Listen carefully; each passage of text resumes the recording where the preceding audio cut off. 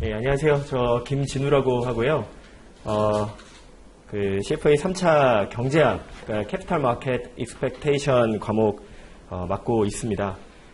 대부분의 수강생 분들이 아마 온라인으로 들으실 거고 아마 오프라인에도 몇 분 나와 계시긴 한데 저희가 온라인 강의분들 잘 보이시게 뭐 글씨를 쓴다거나 그럴 좀 또박또박 말씀을 드리려고 하고 있고 보통은 그 질문을 현장에서도 많이 주시는데 아마 온라인에 계시니까 못 주시겠죠. 그래서 그 수업 끝나고 강의 게시판에 이해 안 가셨던 부분 올려주시면 나중에 어차피 뭐 사실 리뷰하면서 또 질문이 올라오기도 하지만 그렇게 좀 이 코로나 시대에 강의를 해야 되지 않을까라고 보여집니다. 사실 공부하기는 나쁘진 않잖아요. 사실 이게 뭐 약속도 많이 없고 그래서 모두 시험 잘 보시기를 바라고 3차니까 이번에 잘 마무리하셨으면 좋겠습니다. 제가 알기로는 이번에 이제 시작해서 내년에 5월 되는 과정이고 이제 시작인데 지금 또 때마침 거리두기도 강화되고 있고 열심히 공부할 수 있는 여건이 되고 있습니다. 그래서 공부 마무리 잘 하시길 바라겠고 제가 이제 좀 도와드릴 과목은 캐피탈 마켓 익스펙테이션스라는 제목인데 줄여서 뭐 CME라고도 하고 경제학의 좀 응용 부분이 되고요. 3차 과목이 굉장히 많은데 그 중에 하나인데 모든 과목이 3차는 어느 한 과목에 20%의 비중이 있는 건 없고 이 과목은 한 10% 초반 정도니까 분량은 굉장히 적은데 다른 메이저 과목이랑 다 비슷하다라고 보시면 될 것 같습니다. 그리고 다른 과목 문제 푸실 때도 좀 겹치는 게 있잖아요. 3차쯤 와보면은 이 얘기가 저 얘기 같고 어서 들은 얘기 같고 있으니까 좀 복습하는 것도 있고 다른 문제를 푸실 때도 배경 지식을 제공할 수도 있기 때문에 그런 관점에서 들으시면 될 것 같고요. 뭘 할 거냐면 이 과목에서 이제 거창하게 달성하고자 하는 목적이 있고 그 다음에 우리가 이제 시험 목적으로 시험 통과하기 위한 목적이 있는데 그 전자부터 좀 말씀을 드리면 이 시험에 이거 거창하게 이제 달성하기 위한 목적은 자본시장에 대한 금융시장에 대한 뷰를 가져가는 거예요. 그러니까 이게 무슨 말이냐면 내가 투자를 하든 분석을 하든 이 금융시장이 지금 어떻게 흘러가는지에 대한 제일 탑에 있는 뷰. 그러니까 우리 탑다운 어프로치 배웠잖아요. 제일 탑에 있는 뷰를 여기 많이 나오는 표현인데 formulate 한다, 만든다라는 게 이 과목이거든요. 그럼 제일 탑에 있는 뷰가 뭐냐? 우리가 뭘 분석할 때 제일 기본적으로 깔고 가야 되는 전제가 뭐냐 할 때 이제 이거거든요. 그래서 되게 거창한 얘기고 되게 큰 얘기예요. 그래서 어찌 보면은 마이크로 이런 거 아니면 바텀업보다 굉장히 큰 얘기를 할 거고 이 과목 내내 나오는 표현들이 개별 종목에 대한 얘기는 하나도 안 나오고요. 기본 단위가 최소한 국가, 최소한 자산군이거든요. 실제 자산운용 쪽에 계신 분들은 아시겠지만 누가 대빵이에요? 보통 이제 Chief Investment Officer라고 CIO가 대빵인데 CIO가 하는 일이 뭡니까? 그러니까 이 CIO도 물론 어렸을 때는 어떤 에셋 클래스를 주로 하다가 올라온 사람이겠지만 이 사람이 하는 거는 다양한 에셋 클래스 안에서 에셋을 allocate 하는 거잖아요. 근데 에셋을 allocate 하려면은 이 자산시장, 자본시장, 금융시장에 대한 뷰가 있어야 되잖아요. 그래서 우리가 지금 그거 하는 거거든요. 내가 CIO가 되지 않더라도 이거를 알아야지 보고를 하니까. 그래서 결국 이 경제 상황을 감을 잡고 위인지 RN지 그 다음에 그게 경기 국면을 감을 잡고 왜냐면 그거에 따라서 뒤에 나오는 게 어디에 투자해야 되느냐. 지금 어떻게 됩니까? 지금 막 S&P 500 막 흔들리고 막 코스피 흔들리고 하는데 지금 이제 8월 22일 시점 얘기예요. 근데 지금 주식을 비워야 되나? 채권 그동안 계속 이게 안 좋고 하는데 역발상으로 채권을 사야 되나? 아니면 부동산 이런 거 이제 결정하는 거거든요. 근데 그렇게 하려면은 경기 국면에 대한 평가가 있어야 되고 그거에 따라서 각 자산군의 수익률, 리턴, 그 다음에 위험, 분산, 이게 이제 variation이죠. 그 다음에 이거 하나만 투자하는 게 아니라 우리가 크게 보자고 했잖아요. 옆 동네, 내가 이제 담은 다른 계란과의 공분산까지 이 세 개를 영향을 미치기 때문입니다. 다시 정리하면은 경기 국면에 따라서 특정 자산의 수익률과 위험과 공분산이 결정되기 때문에 우리가 이 윗뷰, 이 캐피탈 마켓에 대한 익스펙테이션, 주요 자산 운용사 홈페이지 가보셔서 피델리티, 웰링턴, 사실 벨리 기포드 다 가보셔서 캐피탈 마켓 익스펙테이션이라는 단어를 쳐보시면 자기들이 가지고 있는 캐피탈 마켓 익스펙테이션이 최소 몇십 장 단위로 나오거든요. 다 나와요. 이 경제가 지금 어떻게 되고 있고, 이게 사실 주주서원 같은 거죠. 근데 투자서원. 그거 하는 거예요. 그거 내가 쓴다 생각하는 과목입니다. 그래서 되게 거창한 과목이고, 결국 그거에 대한 목적은 우리가 주식 비중을 얼마로 하고, 채권 비중을 얼마로 하고, 그 다음에 주식을 어떻게 투자할 거냐는 우리는 이제 에쿼티 밸류에이션 가는 거고, 채권은 이제 번드 가는 거고, 그런 식입니다. 그래서 그러면은 이게 거창한 목적이고, 실제로 문제에서 뭘 물어보느냐? 당연히 이제 연관이 있죠. 아예 동떨어진 건 아니고, 실제 문제에서는 앞에서 우리가 필요했던 지금 이 캐피탈 마켓 익스펙테이션의 제 핵심이라 할 수 있는 경제가 어떤 상황에 있느냐, 이거를 여러 가지 힌트를 주면서 맞춰봐라. 지금 경제가 붐이냐, 리세션이냐. 물론 이제 우리가 1, 2차에서도 계속 배웠지만 좀 더 3차니까 현실에 맞게, 그리고 문제가 좀 길어지죠. 막 이렇게 단락이 나오고, 그 다음에 실제 문제에서는 그렇다면 그게 문제 경제 이런 상황이라면 주식의 수익률이 지금 얼마일까? 이거를 인덱스 레벨에서, 그러니까 하나의 종목이 아니라 인덱스 레벨에서 투자를 하고 환율은 어떻게 될까? 이런 거 이제 하는 겁니다. 근데 사실 이게 엄청 거창한 미션인데 엄청 어려워 보이는데요. 이 문제에서 딱 묻고자 하는 거, 테크니컬한 거는 되게 명확하거든요. 그래서 이 나오는 몇 가지 툴만 숙지하시고, 실제로 몇 개는 배운 것도 있어요, 예전에. 그래서 그것만 숙지하시면은 충분히 문제 푸시는 데는 어렵지 않다라고 보시면 되겠습니다. 그래서 사실 분량도 얼마 안 돼요. 근데 분량 얼마 안 되는데 저희가 12번이나 봐야 되는 게 내용이 좀 체크해야 될 게 몇 개 있어서, 또 광범위해서 그렇습니다. 그리고 아마 이게 좀 3차다 보니까 불가피하게 시험을 좀 이렇게 여러 번 보시는 분들이 좀 계신데, 참고로 말씀드리면 작년에 커리큘럼이 다 뒤집어졌어요. 저희도 작년에 되게 힘들었어요. 저 개인적으로도. 왜냐면 제가 강의를 지금 어떻게 하다 보니까 벌써 5년 차?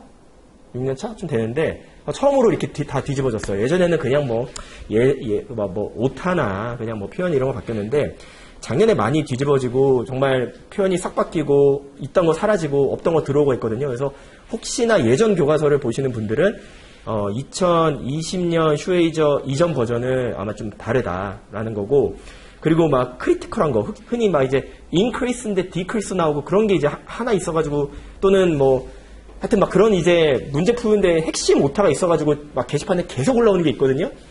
근데 이번에 드디어 고쳐졌는데, 혹시 작년 교재를 보시는 분들은 제가 그것도 이제 뒤에서 말씀을 드릴게요. 그래서 그런 게 몇 개 있다. 저희 예전 교재 보시는 분들 위해서 잠깐 말씀드렸고요.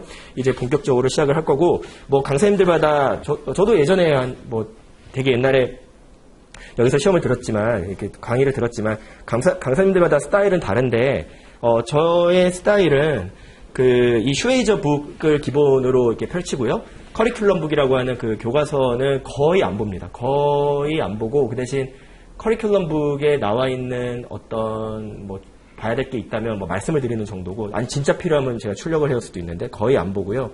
그리고 이 슈웨이저 북 기반으로 줄치면서 제가 이제 적을 거는 뒤쪽으로 가면 좀 나오는데 적고 이렇게 넘어간다라고 보시면 되겠습니다. 참고로 말씀을 드리고요. 좀 시작해 볼게요. 57페이지입니다. 작년 교재를 보시는 분은 사실 이게 1페이지였어요. 근데 이제 올해 교재 보시는 분들은 57페이지부터 가고요. 이 두 가지 우리 섹션으로 이 과목이 이루어지는데, 첫 번째 섹션, 파트 1입니다. Framework and Macro Considerations가 되겠습니다. 이거는 이 첫 번째 Formulating Capital Market Expectations에서 처음 나오는 거는, 첫 번째 이 페이지에 나와 있는, 우리가 왠지 굵은색 글씨면 보고 싶잖아요. 근데 사실 별로 중요하진 않아요. Cross Sectional Consistency, Intertemporal Consistency가 뭘 의미하는지 이런 거는 사실 문제에 나오진 않고요. 다음 페이지 넘어갈게요. 가끔 물어보는 게, 이 캐피탈 마켓 익스펙테이션을 하는 프로세스, 이 프로세스가 어떻게 되느냐를 7단계로 나눠서 살펴봅니다. 그래서 이제 스텝 1에서 스텝 7까지 라고 보고 있고요. 아까 앞에서 봤던 너무 이제 훅 넘어갔는데 사실 그 앞에 봤던 건 뭐냐면 굳이 한마디 얘기하면은 이게 사실 혼자 읽으실 때 좀 불편하실 것 같아서 제가 시험에 잘 안 나온다고 훅 넘어간 것 같긴 한데 다시 한번 좀 말씀을 드릴게요. 57페이지는 뭐냐면 우리가 이제 그 크로스 섹셔널이라는 거는 이 어떻게 보면은 딱 자산군을 펼쳐놨을 때 내가 주식을 투자할 때의 마인드하고 채권을 투자할 때하고의 마인드가 다르면 안 되잖아요. 그게 이제 크로스 섹셔널하게 일치해야 된다라는 뜻이고요. 인터템포럴도 마찬가지인 게 내가 이게 시간이 지나면서 물론 이제 정식으로 바꾸면 되겠지만 왔다 갔다 하면 안 되잖아요. 그래서 이제 consistency, 그러니까 정합성이 있어야 된다. 근데 우리가 이제 흔히 개인 투자자든 기관 투자자든 이 캐피탈 마켓 익스펙테이션을 하는 기본적인 이유가 내 멘탈을 부여잡기 위해서거든요. 그래서 이게 제일 처음에 나오는 거예요. 사실 내가 내 뷰가 뭔지에 대해서 consistency, 일치, 크로스 섹셔널 간에 인터템포럴 간에 컨시스턴시가 있어야 된다. 근데 이런 얘기인데 사실 시험 목적으로 중요하지 않아서 훅 넘어갔는데요. 결국은 우리가 이 과목을 배우는 또는 실제 투자할 때 이 캐피탈 마켓 익스펙테이션을 가지고서 투자하는 이유다라고 보시면 되겠습니다. 7개의 단계로 나눕니다. 첫 번째는요. 스텝 1인데요. Determine the specific capital market expectations. 그러니까 determine이니까 내가 이 어느 거를 분석할 건지 이 분석 범위 그리고 분석 대상을 결정하는 거가 되겠습니다. 타임 호라이즌도 중요하죠. 아니면은 이 캐피탈 마켓 익스펙테이션을 무한대로 할 수는 없잖아요. 근데 그렇다고 다음 달까지는 할 건 아니고 한 3개월이냐 1년이냐 보통 그렇게 안 하죠. 캐피탈 마켓이니까 최소 5년까지는 우리가 타임 호라이즌을 가져가죠. 그 다음에 이 디터민이라는 게 어디까지 할 건지, 왜냐면 팀버 마켓 분석할까요? 팀버는 목재잖아요. 이런 것들. 아니면은 팔라딘 이런 금속, 정말 희귀금속까지 분석할 거냐? 그게 아니잖아요. 그래서 내가 골드까지 할 건지 말 건지 이런 거. 주식 채권이야 당연히 들어가겠지만 이런 거. 그 다음에 어느 나라까지 할 건지, 정말 하이티까지 할 건지, 르완다까지 할 건지 이런 것들. 이제 분석 대상을 결정하는 게 1번이 되겠습니다. 무한대로 할 수 없잖아요. 그래서 내가 속한 회사가 있고, 내가 속한 회사가 아시아 패시픽 투자하는데 저기 다른 데 투자해봐, 다른 데 분석해봐야 아무 의미 없잖아요. 유럽 투자해봐야 그런 얘기예요. 스텝 2는요. 내가 뭘 분석할지 결정을 했어요. 그러면은 그거를 이제 그 해당 자산의 수익률과 분산이 우리가 최고의 퍼포먼스 인디케이터거든요. 그래서 그거를 과거에 어떤 것들에 주로 영향을 받았는지, 물론 이제 과거가 그대로 가진 않겠지만 과거에 어떤 것들이 영향을 받았는지, 핵심 드라이버, 뭐에 움직였는지, 팩터, 캐탈리스트, 다 트리거, 다 같은 말일 수 있는데요. 그 핵심 자산의 키 인디케이터, 그게 뭐라 그랬죠? 수익률, 분산 또는 공분산까지 이게 뭐에 움직였는지를 보는 게 determine the drivers. 스텝 2의 첫 번째 줄입니다. determine the drivers. 그래서 이제 그 앞줄까지 보면 이제 investigate, assess historical performance to determine the drivers. 뭐에 따라서 움직였는지를 과거 데이터를 통해서 보는 거죠. 네, 세 번째는요. 봤어요. 이 드라이버가 뭔지 딱 발라냈다 해야 되나? 이런 말 써도 되죠? 선정했어요. 내가 이제 이게 이거에 따라 왔다 갔다 하는 에셋이구나 라고 했을 때 이 에셋의 키 드라이버를 어떻게 추정할지 그거에 대해서 모델을 설정합니다. 그래서 이거를 DCF로 쓸지 아니면은 PER 베이스드로 쓸지, 그래서 밸류에이션 모델을 설정하는 게 스텝 3가 되겠습니다. 스텝 4는요. 내가 모델을 설정했으면 그 모델 안에 들어가야 되는 데이터들이 있잖아요. 그 데이터, 로어 데이터를 모아서 내가 회귀 분석을 할 수도 있고 뭘 할 수도 있으니까 어쨌든 데이터가 필요할 거 아닙니까? 키인이라든지 어쨌든 데이터를 다 모아야 됩니다. 그래서 collect the data가 되겠죠. collect the best data possible이 되겠습니다. 스텝 5는 일단 여기까지는 이제 책상에 머리를 이제 대고 했다면 고개를 들어서 주변을 둘러보는 게 스텝 5가 되는 거예요. 그래서 current investment conditions라는 줄이 첫 번째 나와 있는데 지금 경제 상황이 어떤지, 호황인지 불황인지, 물론 앞에 단계에서는 이게 분석 대상이 뭐에 따라 움직이는지에 대해서 이제 조사하고 그걸 설정하고 그거에 맞는 모델을 설정하고 뭐 이런 게 했다면 이제는 그게 미묘하다 해야 되나? 조금씩 바뀔 거 아니에요? 지금 이 경제 상황에 따라서. 그걸 이제 살펴보자라는 게 스텝 5고요. 스텝 6는 버튼을 누르는 겁니다.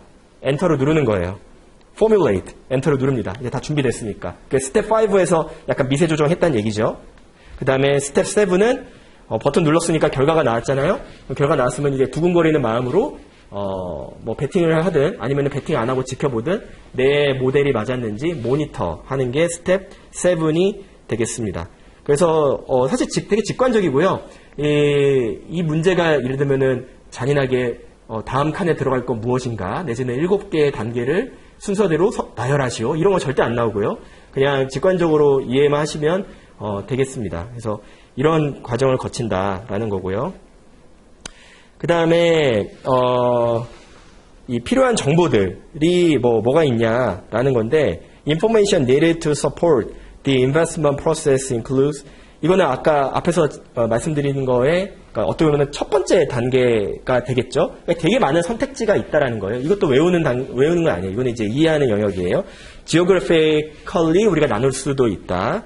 그 다음에 asset class별로 나눌 수도 있다.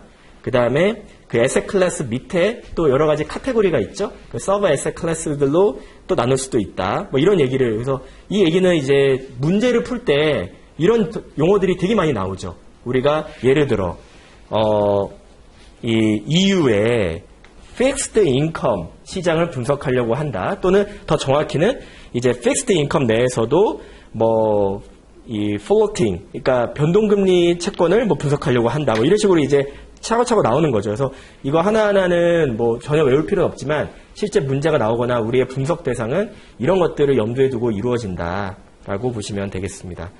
그 다음에 그 밑에 있는 말은 굉장히 하나만한 말입니다. 뭐 좋은 추정치는 당연히 unbiased 돼 있고 objective 해야 되고 리서치 잘해야 되고 그렇습니다. 그 다음에 뭐 30개의 그 최소한의 observation이 있어야 된다. 뭐 이거는 우리가 통계학에서 배운 거니까 넘어갈게요. 여기까지. 그 다음에 두 번째, 여기가 좀 이제부터 약간 시험 모드예요. 사실 problems in forecasting에서 그 9개가 나오는데요. 이 말 그대로 forecasting을 할 때 내가 맞닥뜨리는 문제들 9개가 나와요. 그래서 1, 2, 3, 4, 5, 6, 7, 8, 9까지 9번까지 나와요. 그러고서 이제 그 다음 단계로 넘어가요. 그래서 1번과 9번이 동일하게 다 중요하지는 않지만 여기 문제가 되게 많이 나오는 영역이거든요. 그래서 제가 좀 더 강조드릴 거는 할게요.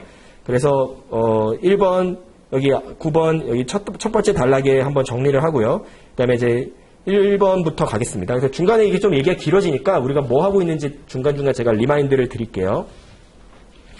1번 There are several limitations to using economic data. 경제 데이터라는 게 사실 그렇게 멋진 데이터가 아니에요. 사실 경제 데이터, 특히 우리가 이렇게 크게 볼 때는 이게 데이터가 되게 다루기 쉽지 않죠. 물론 뭔가 요새 정보기술 발달하면서 데이터 집계가 잘 되는 데이터도 있지만 이 경제 데이터라는 게 참 길게 볼수록 좋은데 여러 가지 문제점들이 있습니다. 그래서 그 문제점들을 여기서는 크게 이제 4가지 정도로 얘기를 합니다. 번호를 치시면 뭐 나중에 뭐 이렇게 좀 보실 때 좋겠죠. 1번은 time lag, 첫 번째 블랙 포인트죠. 2번은 revised and revisions, 두 번째 블랙 포인트고, 3번은 그 바로 밑에 쪽에 data definitions and methodology, 그 다음에 4번이 rebased. 이 4가지가 우리를 짜증나게 한다라는 거죠. 근데 이거는 이제 좀 어려운 얘기 아니니까 간단하게 설명을 드리면 time lag, 직관적으로 우리가 알듯이 이게 업데이트가 바로바로 안 돼요. 늦어요. 그래서 특히 이렇게 마이크로 데이터를 취합할 때는 취합하는데 시간이 되게 오래 걸리잖아요. 그래서 이게 바로바로 안 나옵니다. 그런 면에서 우리나라의 데이터들이 굉장히 빠른 편이죠. 이게 사실 나라가 IT 기술이 잘 발달돼 있고 나라가 어찌 보면은 작고 그러니까 우리는 되게 데이터가 바로바로 나오지만 이 신흥국도 그렇고 사실 유럽도 같은 경우도 이제 타임렉이 굉장히 많고요. 예를 들어서 여기 나와 있듯이 IF 데이터 같은 경우는 그 집계하는데 되게 오래 걸려서 연도별 데이터를 클릭하면은 지금 아마 최신 데이터가 2019년일걸요? 웬만한 거는. 그래서 되게 늦어요. 이런 게 타임렉. 아무리 좋은 데이터라도 이제 업데이트가 늦으니까 써먹을 수 있는 게 떨어진다. 그럼 이런 거 굳이 문제 내겠다면 어떻게 나와요? 이게 우리가 지금 나름 내년에 시험 볼 때 2022년인데 2018년 IF 데이터를 가지고서 분석을 하고 있다 그러면 한마디 할 수 있겠죠. 너 너무 늦은 거 아니야? 이렇게 이제 그게 문제 나와요. 그러니까 지금 이 사람이 겪고 있는 문제가 맞닥뜨릴 문제가 뭐냐. 그래서 그 본문에 그 시험 이제 단락이 쫙 나오잖아요. 그럴 때 얘가 어떤 애널리스트가 등장해서 이제 2018년 IF 데이터 가지고 이런 현재 이렇게 해야 된다라고 이제 제시를 하면은 그거에 우리가 이제 답을 이게 무슨 소리 하는 거야? 이렇게 할 수 있겠죠. 이런 식으로 문제 나오는 거예요. 그 다음에, 참고로 우리나라의 수출 데이터는 되게 전 세계에서 주목하는 데이터거든요. 참고로. 그거는 이제 이 타임렉이 없기 때문에 우리나라가 수출 국가잖아요. 근데 중간재 수출도 많이 하고 최종재도 많이 하지만 그렇게 빨리 나오는 매월 초에 나오는 심지어 속보치도 나오는 데이터가 많이 없어요. 그래서 우리나라 수출 데이터 나오면 외국인 투자자들이 우리나라에 투자하기 위해서도 있겠지만 자기네 나라 그거 경기 어떻게 되는지 되게 봅니다. 그래서 저희도 이제 해외 고객들이 우리나라 수출 데이터는 바로바로 속보성으로 보고 싶어 해요. 물론 이제 블룸버그에 바로 뜨지만. 그래서 그런 식으로 이제 굉장히 최신 데이터에 당연히 목마른 게 예민한 게 투자의 속성이기 때문에 이 타임렉은 큰 문제가 됩니다. 두 번째, revised and revisions. 늦는 걸 넘어서 중간에 이제 고쳐버리죠. 그러니까 속보치 나오고, 그 다음에 나중에 확정치 나오죠. 근데 이제 속보치랑 확정치랑 달라져 버리죠. 그게 이제 revised and revision이고요. 그 다음에 또 그런 거 있지 않으세요? 이게 데이터 직접 다뤄보시면 내가 분명히 예전에 제대로 입력했는데 한 1, 2년 지나고 다시 보니까 데이터가 틀렸대. 윗사람이 틀렸대요. 그래서 다시 가서 보니까 실제 그 원 소스가 있잖아요. 또 걔네가 바꿨어. 말없이. 그런 경우 있어요. 그래서 특히 중국 같은 데이터 같은 경우는 과거 데이터를 굉장히 많이 리바이스드 하거든요.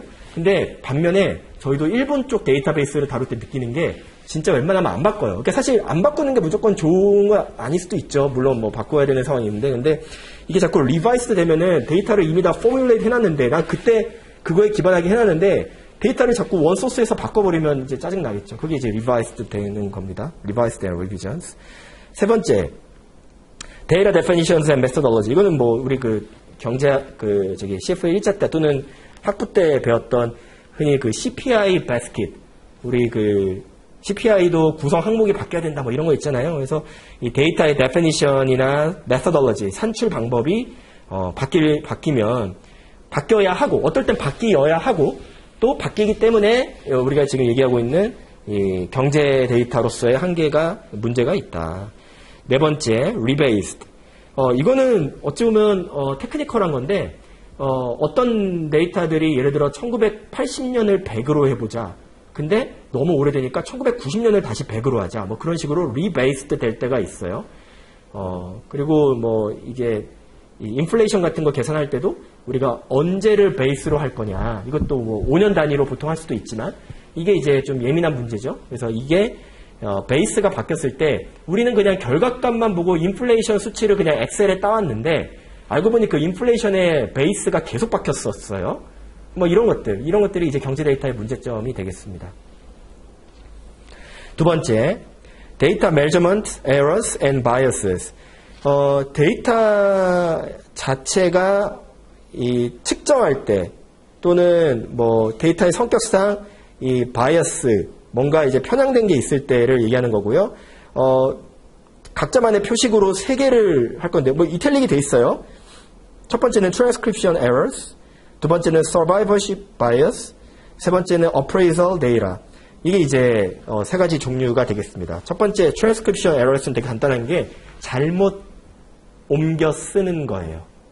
내가 졸다가 키인을 잘못하거나 0을 계속 눌렀거나 잘못 데이터베이스를 옮기는 복붙을 다른 열에 했거나 그 다음에 서바이벌십 바이어스는 뭐 이거는 몇 번 이제 나왔을 테지만 지금 VC 이런 것들 스타트업 이런 것들 굉장히 붐이잖아요.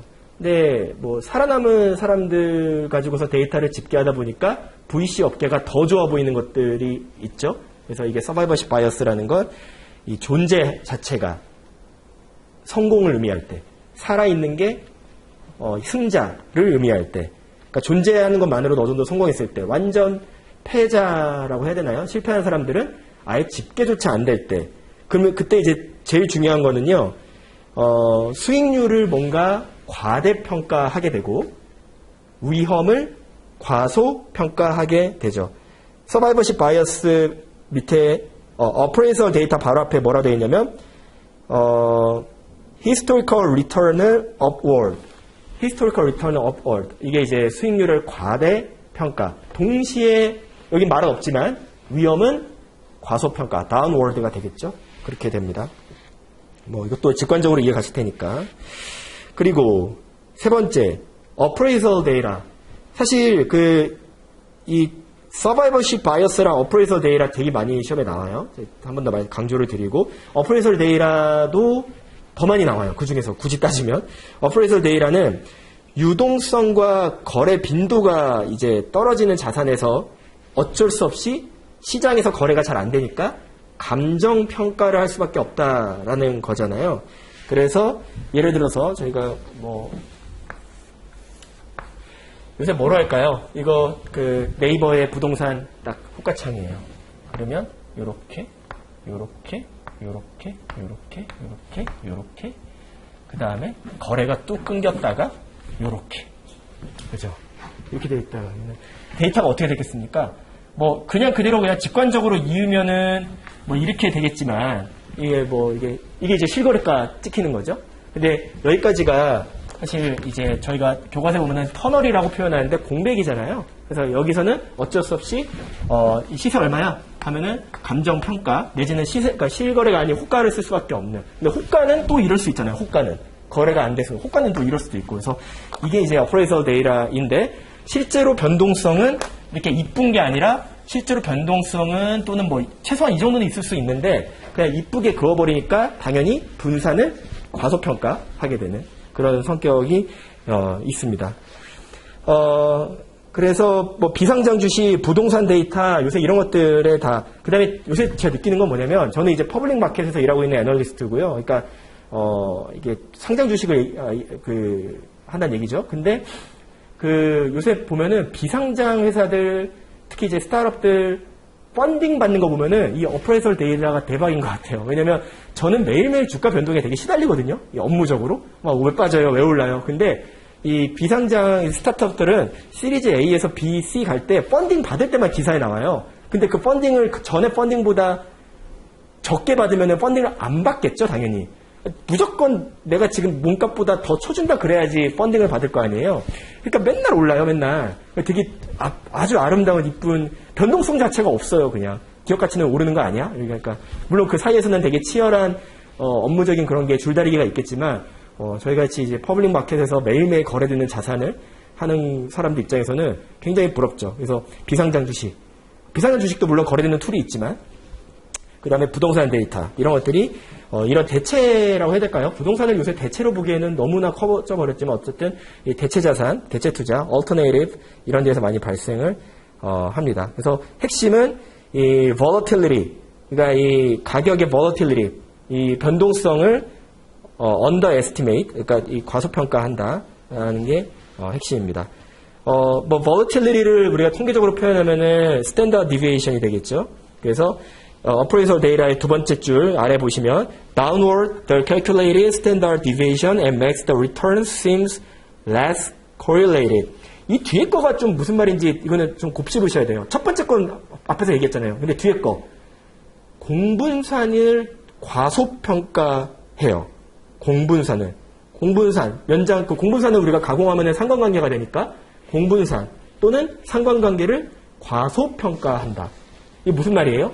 우리가 상관관계라는 건 뭡니까? 내가 이 똑같은 시기에 얘랑 똑같은 비즈니스를 운영하는데 얘는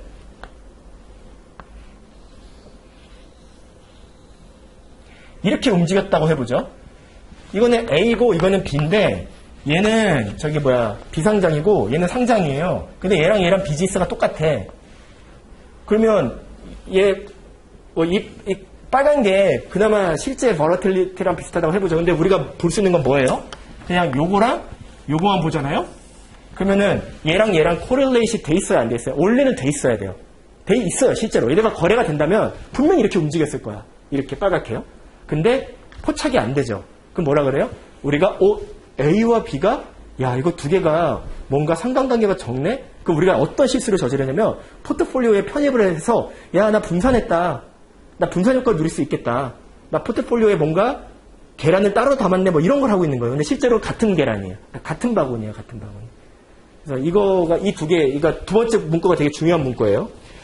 포트폴리오의 분산 효과라는 건 상관관계가 이제 낮은 자산을 편입해서 뭔가 이 전체적인 포트폴리오 전체 분산을 낮추는 효과가 있어야 되는데 이거 같은 경우는 이 어프레이설 데이터 같은 경우는 자체의 분산도 과소평가하는 게 있고 상관관계도 과소평가하는 게 있다. 그 상관관계를 과소평가하다 보면은 포트폴리오 효과라고 하는 것들을 과대평가할 수 있다.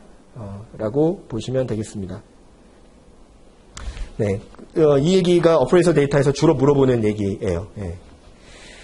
세 번째, limitations of historical estimates. 경제 데이터라는 걸 쓰다 보면, 그러니까 이 problems in forecasting, 이 경제 데이터를 쓰다 보면은 문제가 또 뭐냐면, 길어야 돼요.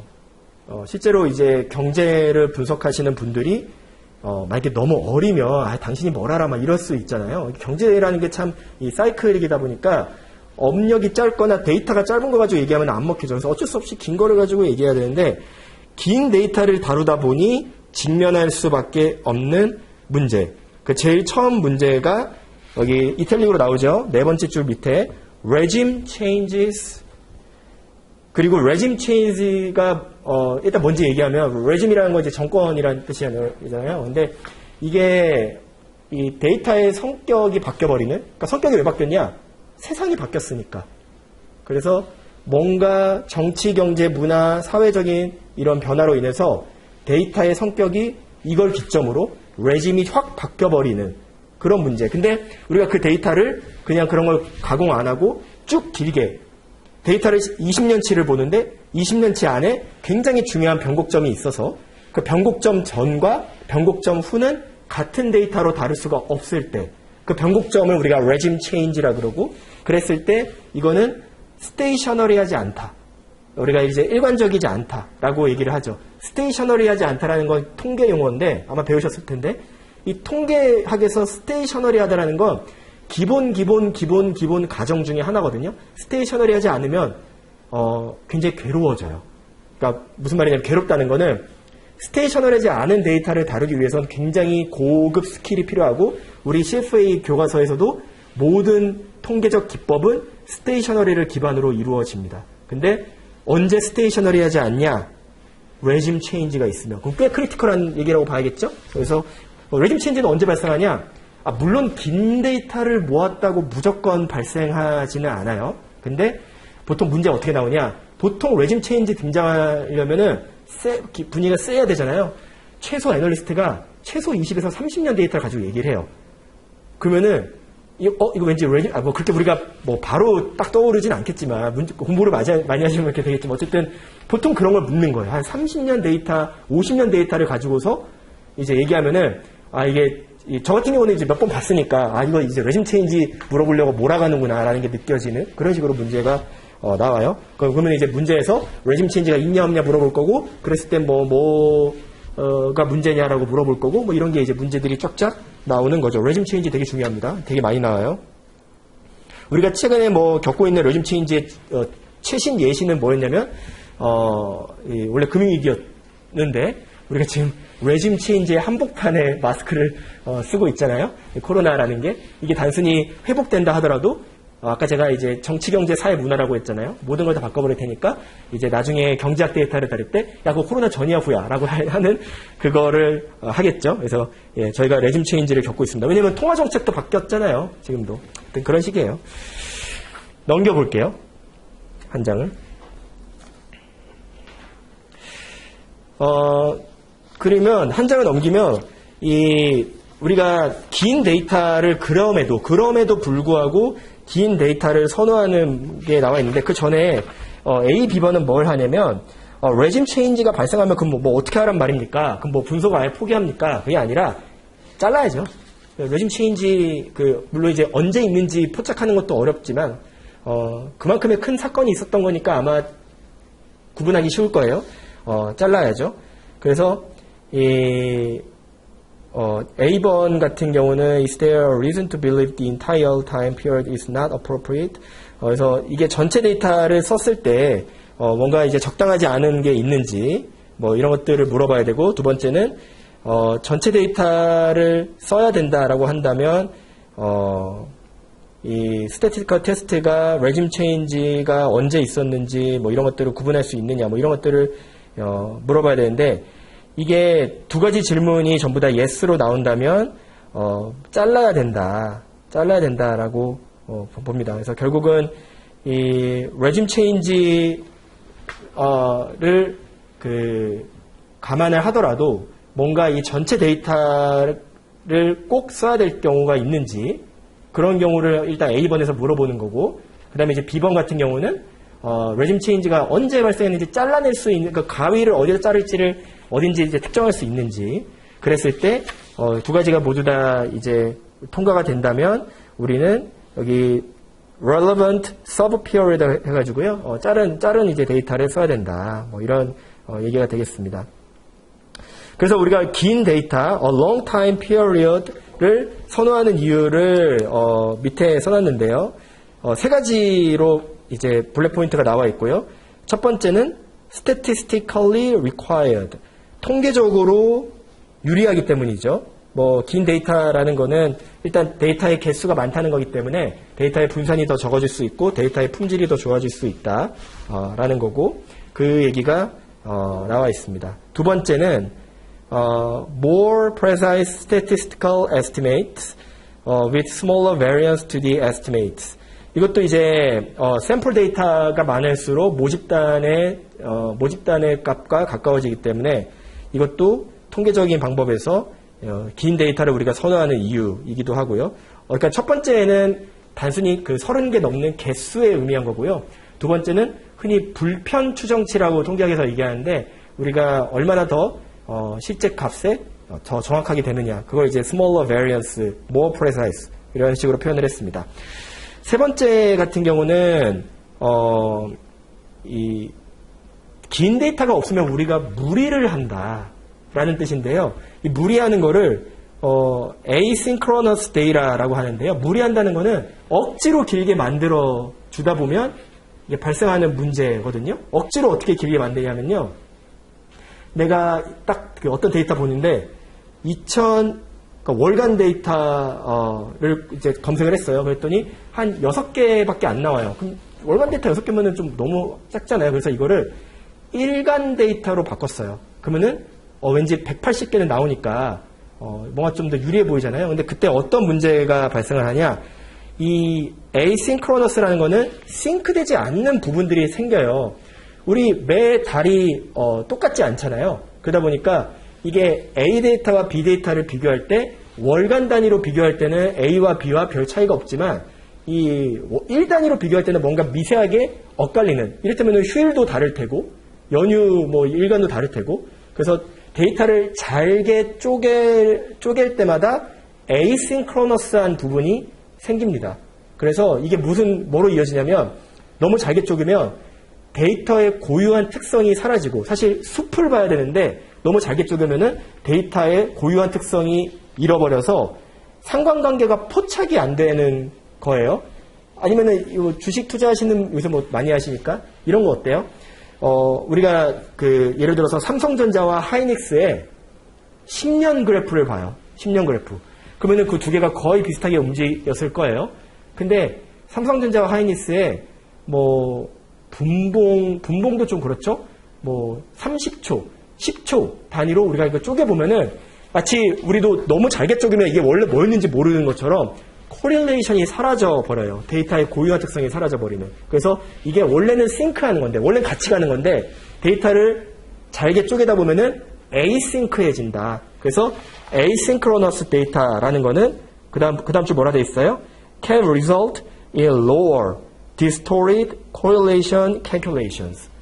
코릴레이션을 망가뜨려 버립니다. 상관관계를 망가뜨려 버려요. 원래는 상관되어 있지만 너무 잘게 쪼개면 이게 처음에 뭐였는지 근데 우리 왜 잘게 쪼개요? 다시 원래 돌아가서 왜 잘게 쪼개요?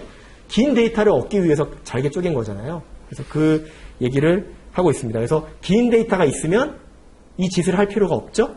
그래서 우리 처음에 이 블랙포인트 3개 뭐예요? 긴 데이터가 필요한 이유. 첫 번째, 통계 개수, 그러니까 이 샘플 개수. 두 번째, 그 다음에 분산을 smaller, 이 variance. 그 다음에 세 번째, asynchronous 데이터가 발생할 수 있는 그런 짓을 하지 않아도 되니까. 그래서 길면 유리하다. 라는 얘기를 하고 있습니다. 근데 어쩌면 이제 이 단락의 서술은 길면 유리하다 해놓고서 근데 너무 길면 레짐 체인지가 발생해. 이렇게 얘기해야 되거든요, 원래는. 근데 이제 레짐 체인지가 나오고, 근데 그래도 긴 게 좋아. 뭐 이렇게 얘기를 하는 거죠. 그 다음에, 이 밑에 줄 한 두 번째 단락, 그 Professor's Note 위에 보면은, Asset returns have, 찾으셨나요? 두 번째 줄입니다. Asset returns have historically exhibited fat tails and skewness, which adds complexity to statistical tests. fat tail은 이 끝에가 이제 두껍게 오르는 거죠. 원래는 이제 사실 발생하지 않을 거라고 가정했던 것들이 가끔 이제 발생하는 fat tails 그 데이터들, 그러니까 이벤트들이 있는 거고, 그다음에 이제 스코니스라는 거는 우리말로 외도죠. 한쪽으로 치우쳐 있는 거니까 이런 게 사실 통계 데이터를 다룰 때 좀 더 어렵게 만드는 거다. 왜냐하면 우리가 그 전에는 전부 바로 윗줄에 assumed to be normally distributed 정규 분포가 돼 있다라고 가정을 했는데 fat tails나 skewness가 있으면은 그게 분석이 그러니까 불가능한 건 아니지만 어렵죠. 그러니까 좀 다른 툴을 써야 된다. 뭐 이런 얘기. 근데 그러면 여기서 이제 이 과목의 특성상 그러면 어떤 툴을 써야 되고 스코니스에 대해서 어떻게 우리가 대처해야 되는가는 여기서 안 물어봐요. 다행히. 그거는 이제 레벨 2에서도 한번 우리가 다뤘었고 여기서 안 물어보고 이런 것들에 조심해야 된다 정도까지만 물어보는 과목입니다. 그리고 네 번째까지 갈게요. 이 ex post risk and return measures인데요. 이게 이런 거예요. 지나고 나면 다 만만해 보이는 거를 말하는 겁니다. Using ex post data to determine ex ante risk and return can be problematic. 어떻게 problematic 하냐면 간단하게 얘기하면은 만만해 보이니까 기대 수익률을 과대평가하고요. 위험을 과소평가한다. 이게 뭐 결론이죠. 근데 이거는 직관적으로 이해가는 게 그때 살 걸. 이때 샀으면 대박인데 왜 안 샀지? 지나고 나서 이 사후적 정보를 가지고 사전적 투자 기회 또는 뭐 사전적 투자 기회를 판단할 경우에는 그 투자 기회가 굉장히 수익률이 좋아 보이고 굉장히 위험이 낮아 보이는 이런 거가 있다라는 겁니다. 그래서 이게 ex post risk and return measures고요. 뭐 근데 이제 또 재밌는 게 만약에 샘플에 그 샘플 자체가 너무 극단적이면은 이거를 이게 좀 쫄게 만들 수도 있어요. 다음 페이지에 보면은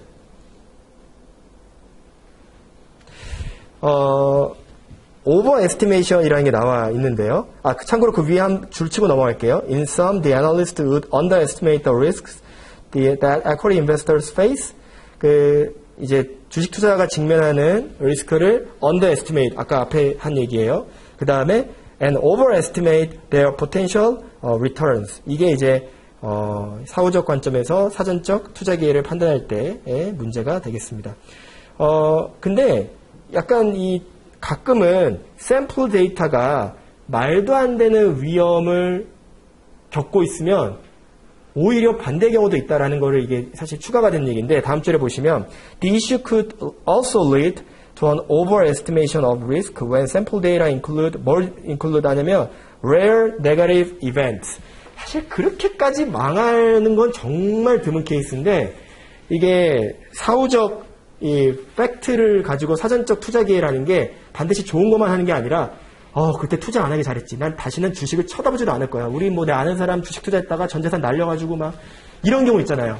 이런 것도 얘기하는 거예요. 그러니까 좀 대칭적으로 얘기하는 거예요. 그러면 리스크를 overestimate 할 수도 있다. 이렇게 이제 그 말인 거예요. 그래서 이게 갑자기 무슨 말이야? 갑자기 리스크가? 갑자기 또 여기서 overestimate 때 그게 아니라 우리가 이제 앞쪽에서 되면은 당연히 뭔가 좋은 투자 기회만 얘기하는데 만약에 rare negative event가 포함되어 있을 경우에는 오히려 리스크를 그 정도까지는 아닌데 주식 투자라는 게 그렇게 위험하진 않은데 이렇게 overestimate 할 수도 있다. 이렇게 이제 양쪽으로 얘기를 풀어갈 수 있습니다. 다섯 번째, non-repeating data patterns. 이거는 이 제목은 없죠. 이게 뭐냐면 다섯 번째는 이 historical data를 다룰 때 옆에 이 제목이 없으니까 이거를 써두시면 될 것 같은데 이 예전에 있었는데 없어졌네요.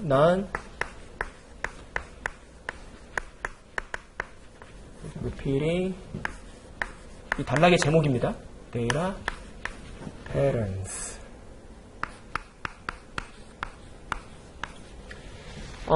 이게 이제 5번인 거예요. 5번. 미래에 다시 반복되지 않는 패턴인데 그거를 반복된다고 믿는 데서 발생하는 문제인 거예요. 그래서 이거를 데이터를 왜곡 또는 데이터 자체를 왜곡하거나 그거에 따라서 데이터에 대한 해석을 왜곡할 수밖에 없는. 그래서 이거를 이제 두 가지로 봅니다. 첫 번째, 넘버 원, 나름의 표시를 하시면 되고, 이탈릭이에요. 데이터 마이닝, 세 번째 줄이죠. 이탈릭체로 데이터 마이닝이 있고요. non-repeating인데 반복한다고 말해. 반복이 될 때까지 데이터를 계속 찾아다니는 거예요. 계속 torture, 고문하고, 마이닝, 캐고, 이미 답정 너인 거죠. 나는 어떤 패턴이 나왔으면 좋겠어. 그러니까 나올 거라 생각해. 그 데이터 패턴이 나올 때까지 이 데이터, 저 데이터, A 데이터, B 데이터, 막 데이터 다 해다가 딱 찾으면은 겁봐. got it 하면서 이제 쓰는 거. 그게 데이터를 마이닝, 캐서 내 결론에 갖다 맞추는 게 데이터 마이닝이 되겠습니다. 일단 주장은 정해놓고 주장의 근거를 뒷받침하기 위해서 데이터에서 유의성을 찾아내기 위해서 과도하게 노력하는 거, 무리하게 노력하는 거. 근데 그래서 결국 찾아내는 거는 repeating 하지 않다는 얘기예요. non-repeating 하다는 얘기예요. 그래서 이게 데이터 마이닝이고요. 문제 많이 나오겠죠? 사실 이 되게 담담하게 넘어가는 단락인데 이거 되게 문제 많이 나와요. 되게 내기 좋거든요. 사실 데이터 마이닝 하고 있는 거를 보여준 다음에 이 사람이 뭐에 문제가 있는가 이런 거 이제 객관식으로 엄청 많이 나옵니다. 그 다음에 두 번째 문제는 time period bias. 이것도 어찌 보면 데이터 마이닝의 연장선인데 데이터 마이닝이라는 거는 이 데이터 저 데이터 막 뒤지고 막 계속 캐고 막 하는 거지만 time period bias는 시점이 중요해요. 내가 어떤 시점에 딱 했을 때는 먹혔는데 그 시점을 조금만 벗어나도 non-repeating 할 수 있잖아요. 근데 이제 그거를 고려 안 하고 이제 time period 특정 시점으로 좁혔을 때. 근데 솔직히 그러니까 이런 것도 있어요. 우리가 어떤 그래프를 그리는데 사실 뭐 요래다가 요래요. 뭐 그러면은 우리 그래프 그릴 때 어떻게 그려요? 내가 원하는 게 이거야. 그럼 이렇게 그려. 이렇게. 이것도 사실 타임 피리어드 가지고 장난친 거거든요.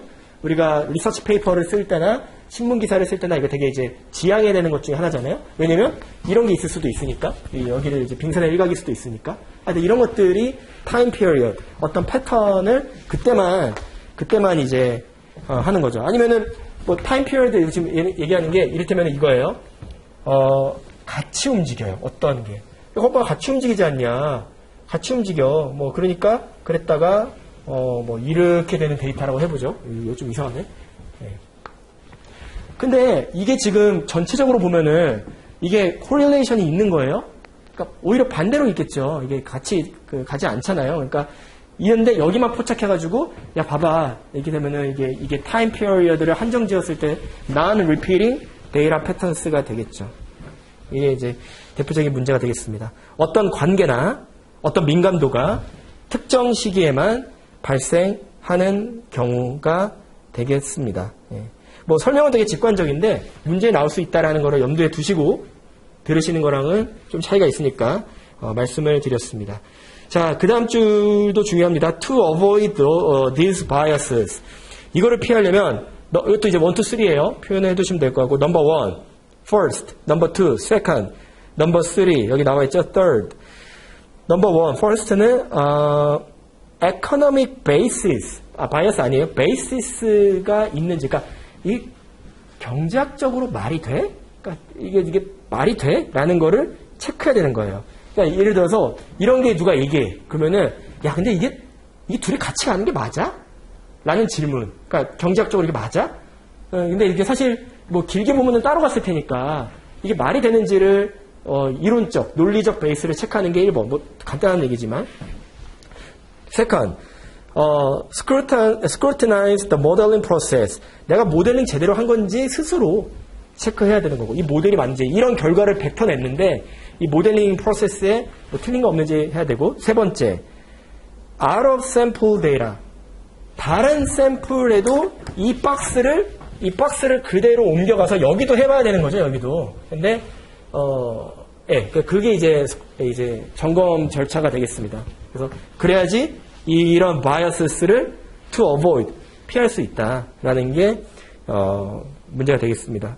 이게 중요한 게 되겠습니다. 그래서, 첫 번째는, ask himself, 가 되겠죠. ask himself, if there's any economic basis for, the variables. 두 번째는, scrutinize the modeling process. 세 번째는, test가 있겠죠. test the discovered relationship with out of sample data. 이게 이제 세 가지가, non-repeating data patterns를 가지고서 이제 repeating으로 데이터 마이닝이나 time period bias를 통해서 만들었을 때 생길 수 있는 이런 바이어스를 피하기 위한 세 가지 절차가 되겠습니다. 마지막으로 6번까지 하고 잠깐 쉬었다 할게요. 6번은 우리 지금 뭐 하고 있냐면 우리가 이 캐피탈 마켓 포뮬레이션을 하다 보면은 맞닥뜨리는 문제점을 1번부터 9번까지 한다고 했죠? 그래서 지금 우리 6번까지 온 거예요, 참고로. 6번. Fail to account for conditioning information. 조건부 정보라고 해야 되겠죠? 이거를 고려하는 거를 실패했을 때. 그러니까 이제 이거를 고려 못했을 때. 그러니까 조건부 정보라는 건 그게 사실 컨디셔닝이라는 게 여기서 거창한 게 아니라 지금 경제 상황, 아까 뭐 굳이 따지면 모델링 프로세스에 current investment situation, condition 이런 거를 따지라고 했잖아요. 고개를 들어서 그런 느낌이에요. 지금 현재 그 상황을 또는 이제 앞으로 다가올 전망을 고려해서 의사결정을 해야 된다. 네 번째 줄이에요. Third, analysts should account for current conditions in their forecasts. 예, 말 그대로 이 forecast 할 때 이거를 고려해야 된다. 왜냐? 아까 우리 수업 시간 처음에 말했듯이 경제 국면에 따라서 수익성, 수익률 또는 위험, 분산은 언제든지 바뀔 수 있기 때문에 그래서 지금 그 다음 줄은 뭐냐면 뭐 읽으셔도 좋고 안 읽으셔도 좋은데요. 이 보통 이제 베타라고 하잖아요. 베타를 1.2로 딱 내가 이제 정해놓고 이거는 무슨 상수야. 그러니까 픽스돼 있어. 그래서 1.2를 주구장창 하는 게 아니라 이 데이터를 보니까 이 베타라는 게 이게 1.2가 있으면 이게 주구장창 1.2가 아니라 보니까 어쩔 때 1.4까지 올랐다가 어쩔 때 1.0까지 떨어지더라. 뭐 이게 이제 1.4라고 해보고 뭐 이게 이제 1.0이라 해보면 그러면 내가 지금 물론 평균은 1.2겠지만 이게 지금 내가 경제가 뭐 호황이야 불황이야 이걸 가지고서 1.4가 좀 더 적당하지 않겠어? 이런 거를 좀 더 정확하게 반영해야 된다라는 겁니다. 그래서 이거를 고려 못했을 때 나름 이제 뭐 베이타 같은 경우는 이제 크리티컬한 이 값이기 때문에 여기서 예를 든 거죠. 그래서 그 줄이 그겁니다. 뭐 이렇게 쭉쭉 나와 있지만 실제로 숫자를 제가 이렇게 썼어요. 1.4, 뭐 1.2. 근데 이제 참고로 이거는 이제 반대로 한 거죠. 이거는 이제 리세션일 때 1.4고 그다음에 익스펜션일 때 1.0으로 한 건데 그런 식으로 경제 국면에 따라서 값이 바뀔 때는 이런 컨디셔닝 인포메이션을 반영을 해줘야 된다. 또는 이거를 반영 안 할 경우에는 제대로 된 이 값이 결과가 분석이 안 될 수도 있다라는 얘기를 하고 있습니다. 그 다음에 이제 7번째 같은 경우 여기까지만 좀 더 할까요? 왜냐면 8번째가 좀 더 중요해서요. 8번째를 다음 시간에 좀 할게요. 7번째는 뭐냐면 misinterpretation, 끝이에요. misinterpretation of correlations. 그러니까 이 상관관계를 가지고서 잘못 해석하는 건데, 세 가지로 잘못 해석할 수 있어요. 예를 들어서 첫 번째는 causality. 인과관계를 반대로 해석하는 경우. 두 번째는, 끝에 있어요. 끝에서 세 번째 줄입니다. a third variable. 그 다음에 세 번째는 바로 밑에 non-linear relationship. 이 세 가지가 misinterpretation의 제일 세 가지 유형이에요. 이거 첫 번째는 인과관계를 반대로 해석하는 거. 여기 뭐 고전적인 예가 쭉쭉 나와 있어요. 그래서 뭐 미드웨스턴 유나이티드 스테이츠에 뭐 비가 왔는데 이게 이제 어떻게 된 거냐? 비가 곡물 가격, 여기서 콘 프라이스죠. 비가 콘 프라이스에 영향을 미치는다고 봐야 되는데 콘 프라이스가 비에 영향을 미치는 거냐? 이거 아니잖아요. 그래서 상관관계가 있다는 것과 인과관계가 어디로 발생하느냐는 또 차이가 있는 거죠. 실제로 상관관계가 있지만 인과관계는 아예 없을 수도 있어요. 그러니까 무슨 말이냐면 A하고 B하고 같이 다녀요. 같이 다니는데 이게 A가 B에 영향을 줘서 따라와 할 수도 있고 B가 A에 영향을 준 걸 수도 있잖아요. 그래서 이제 이거냐 이거냐를 우리가 판단을 제대로 해야 된다는 게 이제 causality, 인과관계인데 실제로 이런 건 없는데 같이 다닐 수도 있어요. 왜? 야, 다 따라와 하고 C가 하드캐리 멱살 잡고 가져갈 수 있잖아요. 그게 뭐예요? A third variable. 두 번째 나오는. 그래서 제3의 변수가 멱살 잡고 끌고 갈 수도 있는 거예요. 그래서 왜냐면 이를테면은 콘 말고 뭐로 할까요? wheat? 그러니까 이게 옥수수 말고 밀도 있고 여러 가지 작물이 있잖아요. 근데 전부 다 강수량의 영향을 받을 거 아니에요. 그러니까 이제 그런 거죠. 그래서 이게 물론 이제 둘 간에 대체제도 있고 보완제도 있겠네요. 생각해보니까. 근데 그런 거 말고더라도 이 제3의 변수가 이 첫 번째, 두 번째 변수를 가지고서 영향을 줘서 똑같이 움직이게 한다면 굳이 첫 번째, 두 번째 변수 사이에서는 인과관계가 없을 수도 있죠. 그러면은 그 대신 뭐가 있겠어요? 당연히 같이 움직이니까 상관관계는 있겠죠. 이 통계학 처음에 배운 거랑 비슷한 건데 리마인드 드리는 차원이고요. 그래서 옥수수와 밀 간의 생산량 간에 상관관계는 있지만 인과관계는 없다. 대체제 얘기는 잠깐 생각하는 거예요. 여기서는. 그 다음에 세 번째, non-linear relationship은 뭐냐면 이 상관관계라는 것 자체가 선형, 리니어한 관계만 측정을 한다. 근데 이제 비선형 관계는 측정을 못하기 때문에 상관관계가 나왔더라도 비선형 관계는 존재할 수 있다라는 얘기입니다. 그래서 우리가 correlation, 상관관계를 가지고서 해석을 할 때 중요하게 말해야 되는 부분 세 가지를 말한 거고요. 첫 번째는 인과관계를 잘못 해석하지 말아야 된다. 상관관계 있다고 해서. 두 번째는 인과관계가 아예 없이 이 제3의 변수에 따라서 움직일 수 있다. 상관관계가 생긴 걸 수도 있다. 그리고 세 번째는 상관관계가 태생적으로 리니어한 관계만 포착하기 때문에 non-linear한 관계가 있을 수도 있다. 이거를 배제하지 말아야 한다. 라는 겁니다. 여기까지 하시고 잠깐 쉬셨다가요. 8번 psychological bias부터 이어서 하도록 하겠습니다.